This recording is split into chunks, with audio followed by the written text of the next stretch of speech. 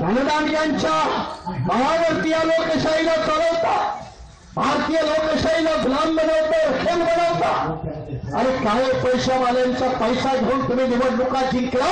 तुमच्यामध्ये अवकाश नाही या देशाचा काळा पैसा बंद करण्याची, तुमच्यामध्ये अवकाश नाही। तुम्हीच तर काळा पैशाच्या जीवावरती निवडणुका लढवल्या, तुम्ही काळा पैशाच्या माध्यमातून निवडून आला आणि जे काळा पैशाच्या जीवावरती निवडून आले त्या देशामध्ये काळा पैसा नष्ट करू शकत नाही। पुढे आंबेडकरांची महाराष्ट्रात देशात या सत्ताधारी एवढा तुम्हाला काळा पैसा कसा नष्ट करायचा ही आंबेडकरी चळवळीची माणसं समजावून सांगतील। आणि आम्ही सांगितलं काळा पैसा कमी नोटेत नसतो, मोठमोठ्या नोटीत असतो। 1000-500च्या नोटीमध्ये सरकारनं रिझर्व्ह बँकेला विश्वासात घ्यावं, धोरण बदलावं आणि एक तारीख सांगावी की त्या तारखेपर्यंत बाबा ज्याच्या घरी 500 आणि 1000 रुपयाच्या नोटा आहेत त्यांनी बँकेत जावं आणि जुन्या नोटा बदलून नव्या नोटा घ्याव्या आणि त्या तारखेपासून जुन्या नोटा चलनातून बंद कराव्या। मग समजा 6 डिसेंबर असं तारीख ठरली उदाहरणार्थ, तर 6 डिसेंबर पर्यंत जाऊन बँकेत नोटा बदलून घ्या।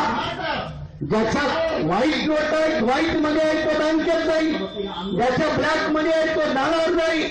मग 6 डिसेंबर मध्ये घरामध्ये गोडाऊन मध्ये जर 1000-500च्या नोटा पडून राहिल्या तर त्याची गोधडी शिवून काही अंगावून घेणार आहे का कोणी? ठरवलं तुमच्या घरामध्ये आणि मग निवडणुकीच्या रणांगणामध्ये या। आमचा राम टेकेल तुमचा मोदी याचा मुकाबला होऊ द्या। तुम्हाला आंबेडकर यावला कशी निवडणूक लढतो हे दाखवून भांडवलदाराच्या पैशावरती निवडणूक लढवण्याला कृत्यानं तुम्हाला आंबेडकरी चळवळीच्या खेळ मालकासोबत जर लढायचं असेल तर तेवढं प्रामाणिकपणे या मैदानामध्ये या, तेवढ्या फेरपणे या मैदानामध्ये या।